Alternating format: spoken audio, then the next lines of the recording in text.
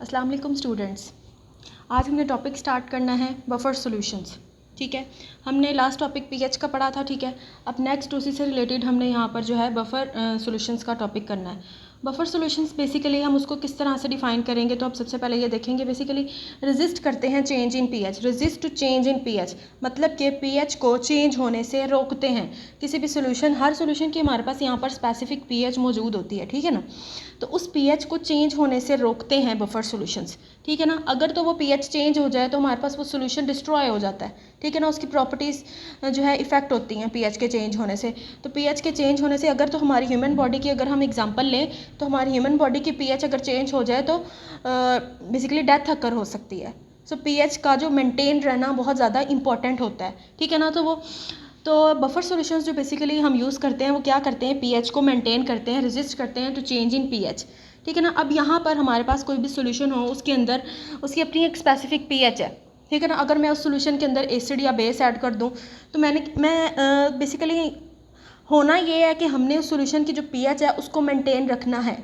तो हम क्या करेंगे कि हम उस सॉल्यूशन के अंदर कोई बफर सॉल्यूशन डाल देंगे ताकि जो हमने एसिड उसके अंदर ऐड किया है या उसके अंदर बेस ऐड किया है स्मॉल अमाउंट में, तो उसकी पीएच के ऊपर ज़्यादा इफेक्ट ना करे। ठीक है ना, so basically resist to change in pH upon addition of small amount of acid और बेस। ठीक है ना, तो यहाँ पर ये जो पीएच है उसको वो मेंटेन करते हैं बफर सॉल्यूशंस। नेक्स्ट हम बात करेंगे यहाँ पर कंपोजिशन ऑफ बफर्स की, कि बफर सॉल्यूशन को किस तरह से बनाया जा सकता है। ठीक है ना, बेसिकली जो बफर्स हैं उनको वीक एसिड और वीक बेस से हम बनाते हैं with the salt of these acids. मतलब कि हम जो एसिड ले रहे हैं उसी का हमने सॉल्ट लेनी है। ठीक है ना, जो हम बेस यूज़ कर रहे हैं उसका हमने सॉल्ट लेना है। ठीक है ना, वीक एसिड और बेस विद इट्स सॉल्ट। ठीक है ना, तो अब यहाँ पर मैंने यहाँ पर दो बफर्स की एग्जांपल्स लिखी हुई हैं। फर्स्ट है हमारे पास यहाँ पर जो है एसिटिक एसिड है, इस बेसिकली ये फार्मूला एसिटिक एसिड का है, और दिस वन इज़ एसीटेटाइन। ठीक है ना, तो ये हमारे पास एक बफर है, बफर की कंपोजिशन यहाँ पे मैंने लिखी हुई है। सो ये बनता किस तरह से है, तो मैंने क्या करना है, हमने यहाँ पर बात की है सॉल्ट्स की। ठीक है ना, तो हमने क्या करना है, सोडियम एसीटेट सॉल्ट होता है, एसिटिक एसिड का जो सॉल्ट होता है उसको हम क्या कहेंगे, सोडियम एसीटेट। तो हमने सोडियम एसीटेट को ऐड कर देना है एसिटिक एसिड के सोल्यूशन में। तो हमारे पास यहाँ पर जो है ये वाला जो बफर है, एसिटिक एसिड का जो बफर है वो प्रिपेयर हो जाएगा। ठीक है ना, सॉल्ट को हमने एसिड के अंदर ऐड कर देना है। ठीक है ना, acetic acid basically weak acid होता है, weak acid and it's salt. ठीक है ना, इसके कम्बिनेशन से हमारे पास यहाँ पर क्या बन जाएगा, बफर सॉल्यूशन बन जाएगा। इसी तरह से यहाँ पर जो है अमोनिया का बफर है उसको हमने यूज़ करना है। तो क्या होगा हमारे पास जो है अमोनिया का जो है उसके अंदर हमने अमोनियम क्लोराइड ले लेना है। ठीक है ना, अमोनियम क्लोराइड सॉल्ट को हमने अमोनिया के अंदर ऐड कर देना है। तो हमारे पास यहाँ पर जो है जो अमोनिया का बफर बन जाएगा। ठीक है ना, तो बेसिकली यहाँ पर हमने सॉल्ट लेना है अमोनियम क्लोराइड, उसको ऐड कर देना है अमोनिया में। सो बेसिकली यहाँ पर क्या है, बेस है और उसका सॉल्ट है। ठीक है ना, तो ये बेसिकली यहाँ पर जो है कंपोजिशन है बफर की। बफर के अंदर जो प्रॉपर्टी होनी चाहिए वो ये है कि बफर की अपनी जो है स्पेसिफिक पीएच होनी चाहिए जो कि चेंज ना हो। बहुत अरसे तक भी अगर हमारे पास बफर सॉल्यूशन पड़ा रहे तो उसकी पीएच, उसकी कैपेबिलिटी होनी चाहिए कि वो अपनी पीएच को चेंज ना करे। वही बफर सॉल्यूशंस हमारे पास जो होते हैं बेस्ट होते हैं, जो अपनी पीएच को मेंटेन रखते हैं।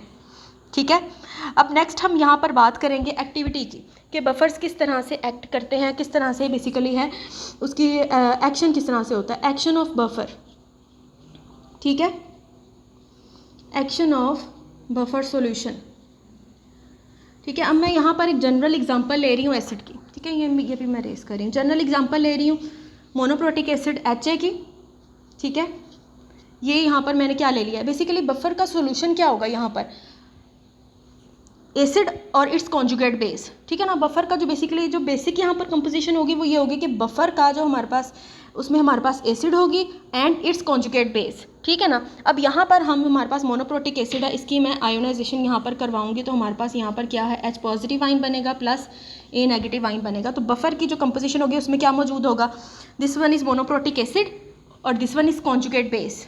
कॉन्जुगेट बेस कैसे बनेगी, जब मोनोप्रोटिक एसिड अपना प्रोटॉन लूज करेगा तो वो कन्वर्ट हो जाएगा कॉन्जुगेट एसिड में।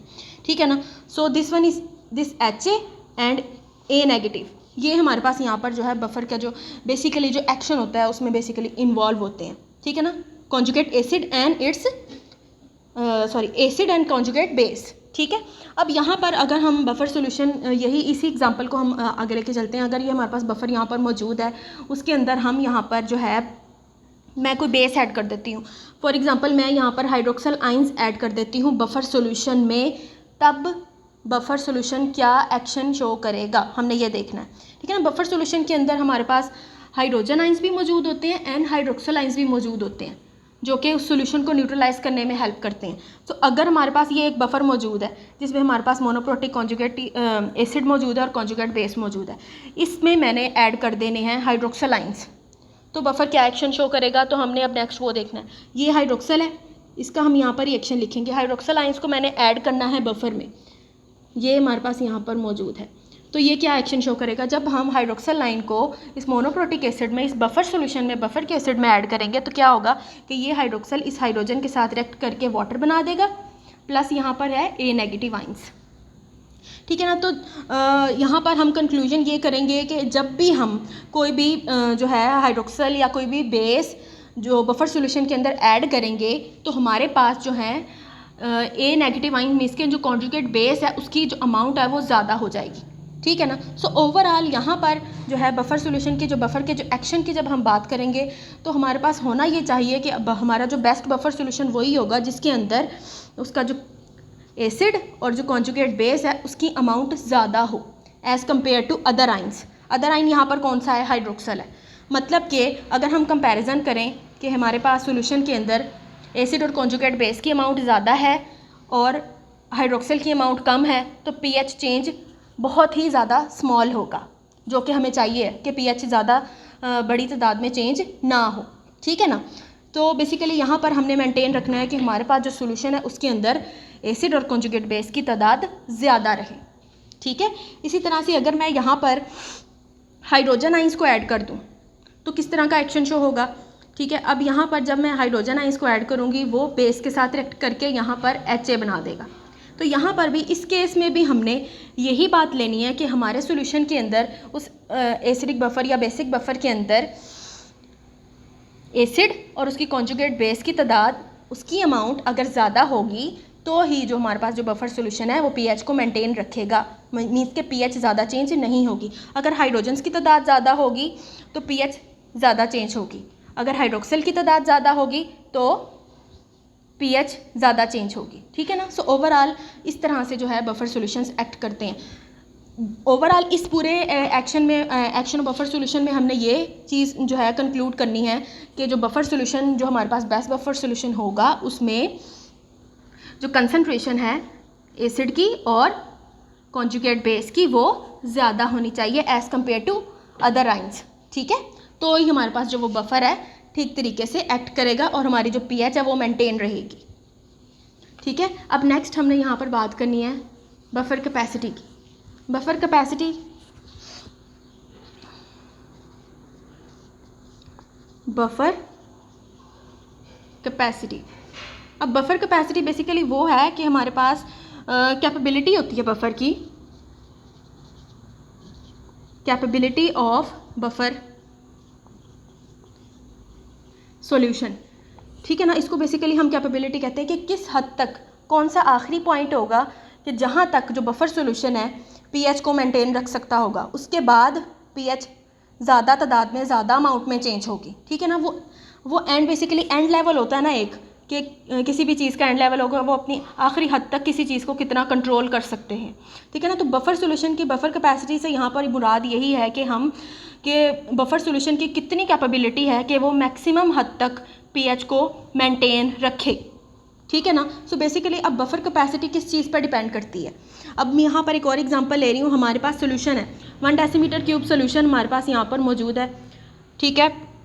1 डेसीमीटर क्यूब सोल्यूशन है, उसमें हमारे पास 1 मोलर एसिटिक एसिड मौजूद है, CH3COOH एसिटिक एसिड का फार्मूला होता है। ठीक है। और हमारे पास उसके अंदर जो बफर का जो है इसका सॉल्ट मौजूद है, सोडियम एसीटेट जिसे हम कहते हैं। ठीक है ना। सो एसिटिक एसिड का बफर उसके अंदर मौजूद है, 1 मोलर उसमें एसिटिक एसिड मौजूद है एंड 1 मोलर उसमें सोडियम एसीटेट मौजूद है। ठीक है। अब एक और सोल्यूशन में ले रही हूँ 1 डेसीमीटर क्यूब का, उसमें 0.1 मोलर एसिटिक एसिड है। ठीक है। और 0.1 मोलर ही सोडियम एसीटेट है। अब यहाँ पर हमारे पास 2 कंपैरिजन्स आ गए हैं। एक सोल्यूशन में हमारे पास 1 मोलर एसिटिक एसिड और सोडियम एसीटेट मौजूद है, और एक में हमारे पास 0.1 मोलर एसिटिक एसिड और सोडियम एसीटेट मौजूद है। तो इन दोनों में से कौन से बफर की कैपेसिटी ज़्यादा होगी? अभी मैंने पहले भी आपको बताया है कि बफर वही ज़्यादा स्ट्रॉन्ग होगा जिसके अंदर हमारे पास कॉन्जुगेट एसिड बेस पेयर्स की जो अमाउंट है वो ज़्यादा हो। तो यहाँ पर हमारे पास जो 1 मोलर जो सोल्यूशन है उसके अंदर हमारे पास एसिटिक एसिड की अमाउंट भी ज़्यादा है और सोडियम एसीटेट की अमाउंट भी ज़्यादा है। सो हमारे पास जो सोल्यूशन 1 मोलर वाला है उसकी बफर कैपेसिटी ज़्यादा होगी as compare to 0.1 molar solution. ठीक है ना? तो 1 molar solution, 1 molar buffer solution की जो कैपेसिटी होगी वो ज़्यादा होगी एज़ कम्पेयर टू अदर। ठीक है? So basically this is the concept of buffer capacity. अब नेक्स्ट हम यहाँ पर जो है बफर्स की पीएच को कैलकुलेट करने के लिए हेंडरसन इक्वेशन को जो है कैलकुलेट करेंगे। हेंडरसन इक्वेशन है हमारे पास, हेंडरसन हैसेलबैच इक्वेशन इसको बोलते हैं, BLTCH इक्वेशन। ठीक है? अब हमने यहाँ पर जो है इस इक्वेशन को डिराइव करना है। क्यों डिराइव करना है? पीएच ऑफ बफर को, ठीक है, पीएच ऑफ बफर सॉल्यूशन को कैलकुलेट हम करने के लिए हम यहाँ पर बेसिकली एक फार्मूला डिराइव करेंगे जिस फार्मूले से हम बफर की पीएच इजीली कैलकुलेट कर सकते हैं। तो यहाँ पर अगेन जनरल एग्जांपल ले रही हूँ मोनोप्रोटिक एसिड की, HA, इसको मैं यहाँ लिख देती हूँ। ठीक है? इसकी डिसोसिएशन करवाएंगे H पॉजिटिव प्लस यहाँ पर आएगा A नेगेटिव। ठीक है? अब यहाँ पर हम इसका जो है अगर हम एसिड डिसोसिएशन कांस्टेंट लिखें Ka, तो वो क्या होगा? न्यूमरेटर में हमारे पास आएगी कंसंट्रेशन ऑफ हाइड्रोजन आइंस और कॉन्जुगेट बेस, और डिनोमिनेटर में हमारे पास आ जाएगी एसिड की कंसंट्रेशन। ठीक है? अब हमने यहाँ पे करना क्या है? हमने इस इक्वेशन को यहाँ पर रीअरेंज करना है। ठीक है? हम रीअरेंज जब हम करेंगे तो क्या होगा? हमने क्या करना है, इस जो H पॉजिटिव है हाइड्रोजन आयन की जो कंसंट्रेशन है उसको हम यहाँ बाहर ले जाएंगे और बाकी चीज़ें हम अंदर रीअरेंज कर देंगे। ठीक है? इस तरह से HA ओवर, इसको आप कह दें इक्वेशन 1, इसको कह दें 2, इसको कह दें 3। ठीक है? अब क्या रह गया? Concentration of conjugate base A negative. ठीक है? हमने किया क्या है? हमने इक्वेशन को अरेंज किया है। ठीक है?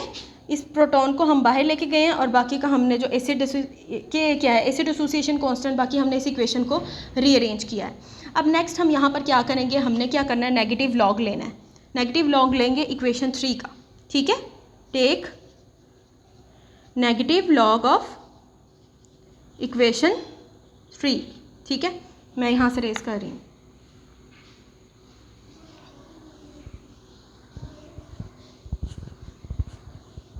अब ये हमारे पास यहाँ पर इक्वेशन 3 का, इसका आप नेगेटिव लॉग लेंगे। नेगेटिव लॉग H पॉजिटिव, ठीक है, is equal to negative log Ka HA over A negative. ठीक है ना? ओवरऑल मैंने अभी लिया है। अब नेक्स्ट आपने अलग अलग से इनका जो है इसको अलग अलग कर लेना है। Negative log of hydrogen ion concentration क्या होता है? Is equal to pH. Negative log of hydrogen ion concentration pH के इक्वल। अब आपने इसको अलग अलग कर लेना, नेगेटिव लॉग के। ठीक है? अब आपने क्या करना है? इसका अलग से नेगेटिव लॉग ले लेना है। नेगेटिव लॉग के और negative log HA over A negative. ठीक है? ये हमने यहाँ पर जो है लॉग को अलग ले लिया। अब देखिए नेगेटिव लॉग ऑफ Ka किसके इक्वल होता है? ये pH. Negative log of Ka is equal to PK। हमने पहले ये इक्वेशन डिराइव कर ली है। ठीक है? अब हमने यहाँ पर साइन चेंज करने हैं, तो हम क्या करेंगे? प्लस और इक्वेशन को इन्वर्ट कर देंगे, लॉग A नेगेटिव और HA। ठीक है? अब आप देखें हमारे पास यहाँ पर क्या है? PH is equal to PKA is equal to plus log A negative क्या है हमारे पास? बेस की कंसंट्रेशन। HA क्या है हमारे पास? Concentration of acid. ठीक है ना? सो ओवरऑल हमारे पास यहाँ पर जो है ये फाइनल इक्वेशन आई है। ठीक है। इस फाइनल इक्वेशन से हम pH of buffer easily calculate कर सकते हैं और इस इक्वेशन को हम बोलते हैं हेंडरसन हैसलबैच इक्वेशन। ठीक है। So this one is the final equation, equation 4 इसको हम यहाँ पे कह देंगे। सो इस इक्वेशन के थ्रू हम बफर की जो pH है उसको ईजिली कैलकुलेट कर सकते हैं। So basically overall this is the topic of buffer solution. Hopefully आपको क्लियर हो गया हो।